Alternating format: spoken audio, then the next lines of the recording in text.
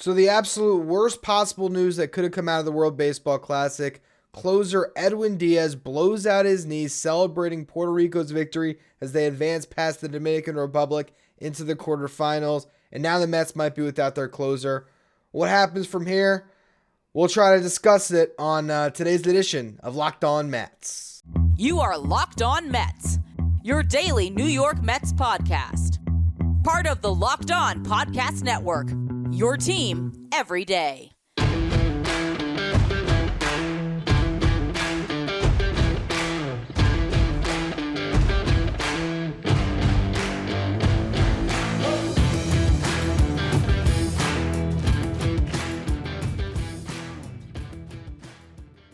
Hello to all you amazing Mets fans. You're watching Locked On Mets, part of the Locked On Podcast Network, your team every day.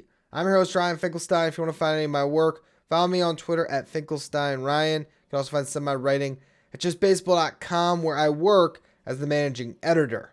Now, I had an entirely different podcast in the can, ready to go. I'm sitting there doing the last thing, uploading it to YouTube, writing out a little description for it. Pete Alonso, MVP. We previewed his season, got into the projections, all that good stuff. You'll hear that episode at some point. Maybe it's Friday, maybe it's next week. We'll see what the news allows us to do with the schedule, because we could not possibly have released an episode of Locked On Mets about Pete Alonso having fun projecting his season when disaster struck. And that's literally what happened as I was putting together this podcast, because I start getting texts. I mean, like I just mentioned, I work at Just Baseball. A bunch of the other writers and people I work with started blowing me up. What happened, right? What happened with this tournament? What's going on? Why is my phone ringing off the hook here? Edwin Diaz, done. I mean, look, we don't know what's going to happen. Here's what we do know. Edwin Diaz was lights out, closing out a game for Puerto Rico. They advanced past the pool stage. Ooh, I mean, very exciting.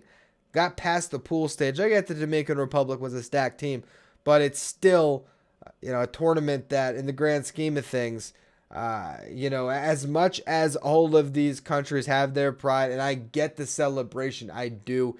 And honestly, I hate to be the guy knocking it, but I can't hide my frustration over the fact that the closer on the Mets that just got a $100 million contract blew out his knee celebrating getting past the pool play in the World Baseball Classic. He didn't even bring Puerto Rico their first tournament title before blowing out his knee celebrating. He was helped off the field, couldn't put any weight on that leg. So what does that mean? I don't know at 10:45 at night as I record this, but the Mets seem to be without their closer at least for the start of the season. Worst case, this guy just blew his ACL. And if that's the case at this stage of the game, for a relief pitcher, maybe you can hope that the dude's ready at the end of this season, but what's he going to look like then? There's a very good chance that the Mets just lost their closer for 2023. Again, this is as I'm recording it at 10:46 at night. Maybe as I wake up, as you listen to this, we all get the report that it's a really bad sprain. But it didn't look like a bad sprain when they were carrying him off the field. Didn't look like a bad sprain where he got in a wheelchair. Didn't look like a bad sprain when his brother Alexis was, or Alexi, excuse me. Is it Alexi? Alexi? Guy's a stud for the Reds. Now I feel bad. Here I am butchering a name just so I can say who was crying. Was it Alexis Ramirez? Alexis Diaz? Gee, I am all over the place. We're leaving this all in, though, because the emotions are raw and they're real. It is Alexis Diaz. My gut reaction was right. He was crying, his eyes out. Francisco Lindor looked to be on the verge of tears as well as he buried his head in his hands, knowing that here's a guy that's supposed to help you win a World Series, and here it is. World Baseball Classic. How do you think Lindor feels now when he tries to leg out his next double in the next round? How do you think Pete Alonso or Jeff McNeil feels playing for Team USA or Eduardo Escobar for Venezuela? You want the Mets to just pull all their guys. Say, screw this tournament. We're trying to win a World Series this year. This is as bad as it can get. It is. The only thing would have been worse is if it was Lindor. I'm not going to say this season's over. I've already seen a couple briefly looked at Twitter, and everyone's jumping off a cliff, as I clearly sound to be on this podcast. So I am not absolved of that, reaction. But the Mets can overcome this, and we will spend the rest of the show trying to detail that. How do you get by this? How do you, make a bullpen without the biggest piece that you had in that bullpen? But to lose Edwin Diaz in the World Baseball Classic to what appears on the surface to be a significant injury, it is going to put a stain on this tournament that might be irrevocable in a lot of ways. Teams are not going to want to continue to send their guys back out for this and just wait and see. I mean, it's similar to like the Paul George injury for Team USA basketball years ago. Granted, guys still go and play in it. I understand the allure. I get the passion. These games have been a lot of fun to watch, and they're a lot better to watch than spring training games. But you know what? They aren't New York Mets baseball, and this guy just got the biggest contract ever for a closer, and the entire bullpen is built around him. And he blows out his knee celebrating a win. I can't get over this part. To get past pool play? Pool play? At least win the damn championship before you blow out your knee, man. This injury feels so Mets, and you hate to get back into that period of self-loathing as a fan. But damn it if it's hard not to when your star closer goes down in the World Baseball Classic just getting out of freaking pool play. All right, we're going to discuss more of this in just a minute. First, though, today's episode is brought to you by FanDuel.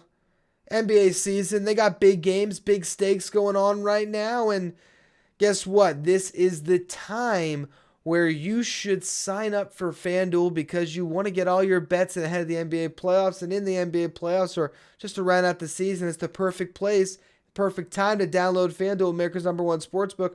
New customers are going to get a no-sweat first bet up to $1,000. That's bonus bets back if your first bet doesn't win. It's like you get a do-over, like the Mets wish they had when they signed off on letting Edwin Diaz come out to the World Baseball Classic. Just download the FanDuel Sportsbook app. It's safe, it's secure, it's super easy to use. Then you can bet on everything from the money line to point scores to three-pointers, drain, all that good stuff. Plus, FanDuel even lets you combine your bets for a chance at a bigger payout with a same-game parlay. Also, MLB futures available at FanDuel. Lay off right now in Mets World Series odds because you want to wait and see how the lines move after Edwin Diaz potentially is out for the season. Don't miss the chance to get your no-sweat first bet up to $1,000 bonus bets when you go to FanDuel.com/lockedon. That's FanDuel.com/lockedon to learn more. Make every moment matter more with FanDuel, an official sports betting partner of the NBA. Where do the Mets go from here now that Edwin Diaz is potentially out? Again, we're speaking out of school a bit because we don't know. There's been no direct report. We don't know what the injury is. All we know is it appeared like a knee and it appeared like he could not, he definitely could not put any weight on it as he exited the field. And that always points to, or generally points to, some type of structural damage, potentially an ACL, MCL, and that could mean no more Edwin Diaz this season. So, who closes without him? Well, I'd say it's a good thing you got David Robertson in the mix. You got Adam Ottavino, but you're now banking a lot on a couple of guys in their late 30s to come through and lock down games for you. You know, Brooks Raley comes up a spot. Drew Smith comes up a spot. The Mets did a great job addressing their bullpen this offseason, but they also just had Bryce Montes de Oca go down. Sam Coonrad, I think, just went down. Guys are going down left and right. They're dropping like flies, and you're going to have to try to scratch together a solid pen. And without Edwin Diaz closing games for you, man, I don't know what this bullpen is ultimately going to look like. I think the fact that they have Robertson and they have Ottavino, it's a good start to a pen. And I like the fact that, you know, Montes de Oca's injury was not too significant. So maybe you can look at him and say, okay, if everything breaks right, he's a guy that could lock down some games for you as a late inning reliever with his high octane stuff. You have enough depth and your rotation is good enough that I don't think a single reliever, no matter how good he is, tanks the season for the Mets. But this guy was the best reliever in baseball, and he got paid that contract for a reason. So the Mets now have to figure out what to do without him, and it's probably closure by committee early on, if not just giving Robertson the job. He did serve in that role, with the Yankees in the past, with the White Sox, with the Cubs last year. Wasn't really closing games for the Phillies. Was coming more out of the back end, the 7th, 8th inning. But he is comfortable. I think for the regular season, it's okay. I just know that to make that deep run in the playoffs, the Mets are probably now going to have to go out and acquire a guy. And how do you acquire a closer when the whole league knows you need one? That's where it gets tough. You're going to go trade for David Bednar from the Pirates? Well, he's got control, and they're going to have you over a barrel in negotiations. The options just aren't great for you to go out and say, okay, we're going to immediately address this problem through the trade market. So I think what the Mets will do here is they'll roll out Ottavino and Robertson, and they'll see what happens. They'll give Drew Smith a bigger role. They'll trust Brooks Raley a little bit. They'll see if a John Curtis can step up. They'll see if Jeff Brigham can give him anything. They'll hope that they'll get something from guys like Steven Nogasek and Tommy Hunter. There are a lot of arms that are in camp that are on the 40 that are non-roster invites that could help this team. But there ain't no one that replaces Edwin Diaz, man. Not a single arm that we just mentioned can replace the production that you were going to get from Edwin Diaz. And so now the Mets are left to try to pick up the pieces the best that they can. But man, is this a massive blow to what you had cooking. And again, it makes you just question everything as far as the World Baseball Classic is concerned. Pool play? Pool play? I can't get over with the fact that it was pool play. I don't know if it would have been any better if it was the championship. I mean, I'm not Puerto Rican, so would have I felt some great sense of pride that Lindor and Diaz won it and be a little less upset? Probably not. It's probably the exact same thing. But there's something more pathetic about it happening in pool play that I can't get over. Hey, I digress, I guess. I don't know. There's still one more segment. So how can the Mets overcome this? I think we got into it a little bit, but we'll close that thought in just a minute. Before we get to that, today's episode is brought to you by the Ultimate Pro Baseball GM, where your guy can't get hurt in the World Baseball Classic because it's Major League Baseball and World Baseball Classic doesn't factor in. I'm pumped to tell you about them, though. They're the sponsor of today's show, Ultimate Baseball GM. If you've ever dreamed of becoming an LBGM and managing a professional baseball franchise, well, your dream can come true now. This is definitely the game for you. You can manage every strategic aspect of your team. Play through the season. Lead your team to glory. You're responsible for hiring the right coaches and staff, managing team finances, scouting and drafting players, managing different personalities, navigating your franchise through free agency and all the ups and downs of a season. All of this in a challenging and realistic game world. Ultimate Baseball GM is completely free and playable offline, so you can play it on the go. If you want, when you're on a plane, here you go. You can still play Ultimate Baseball GM. Once downloaded, you don't need Wi-Fi to play. It's all in-app play. Locked On Mets listeners are going to get 100% of a free boost to their franchise when using the promo code Locked On in the game store. So make sure to check it out. To download the game, just visit probaseball.com. Scan the code or look it up on the app stores. That's probaseballgm.com. Check out Ultimate Baseball GM. Start your dynasty today. All right, how can the Mets overcome this? Rally together as a team and get a lot of good starting pitching. You can win the NL East without Edwin Diaz. You can win the World Series without Edwin Diaz. But what it's going to take is a lot of guys stepping up. Robertson and Ottavino, you have no margin of error there anymore. None. You need both of them to be as good as they were last year. I'd say better, but I don't know if there is better for either of those guys. I kind of think they hit their peak ceiling of what they can do as pitchers at this stage in their career last season. Now, that would be great, though. You'll sign it up for it again, and there is every chance they can go out and be nearly as effective. But I would honestly project a slight step back for both of them on the stats, and that just leaves you susceptible here. Now, Drew Smith came into camp in great shape. He lost weight. He cut out sugar. He thinks that he's going to have his best season to date. You need it. You need a guy like Drew Smith to surprise you, to come out of nowhere. Now, obviously, last year was a good stepping stone for him. You need him to be the lights-out guy that started the season, not giving up any runs last year, and holding that for a longer portion of the campaign. You are going to need a Bryce Montes de Oca to come through, or you're going to have to go out and find that reliever at the deadline that could take you to the next level.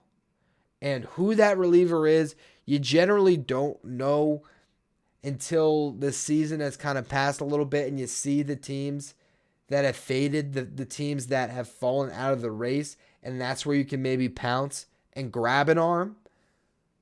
But again, the Mets are in this position where I don't know if teams are going to be willing to trade for him or trade with them. It also comes down to a reality of what are you willing to part with? Are the Mets going to be in a situation where Edwin Diaz blowing out his knee in the World Baseball Classic cost them a prospect like Kevin Parada? Is that where you're going to end up this year? Where you got to trade a catcher that can be an unbelievable hitter at the big league level, and we'll see if that is a tandem that ever materializes between him and Alvarez. Where you had that opportunity to have that bat in your system, or even trade that bat for an everyday player or a starting pitcher, and you're hurting so bad in the bullpen that you have to pull that string and give up a top-tier prospect, that's where this injury really comes back to bite the Mets in a big, big way. Hopefully, we get some positive news. I'm not optimistic. Clearly, if you've been listening to this show for the past, whatever it's been, 18 minutes here, I'm not optimistic that he's just going to have a bad sprain. But maybe he does. At this point, I guess that's all we can hope for. If I had to guess, though, I think he blew the ACL. I think he did. And that really sucks. Pool play, man. Pool play. That has to be mentioned one last time. Anyway, that's going to be all for today's show. As always, thank you for listening. Make sure you follow, rate, and review wherever you get your podcast. Tomorrow, we'll probably be talking about this. I was going to unveil my top 20 Mets prospects, or at least the back half of that list. I also have a Pete Alonso podcast already recorded and done. It's going to be released at some point, whether it's this week or next. I don't know. So, again, make sure you're following us wherever you get your podcast, subscribing on YouTube so you get all the latest updates. Follow me on Twitter at Finkelstein Ryan. Follow the show at Locked On Mets. Thank you for making this your first listen every day. Now for your second listen, check out Locked On Fantasy Baseball. Maybe they'll have some content in regards to where to go on your closer boards. If you were planning on picking Edwin Diaz, they'll get you ready for your league. Make sure you win this year by listening to Locked On Fantasy Baseball, part of the Locked On Podcast Network, your team every day.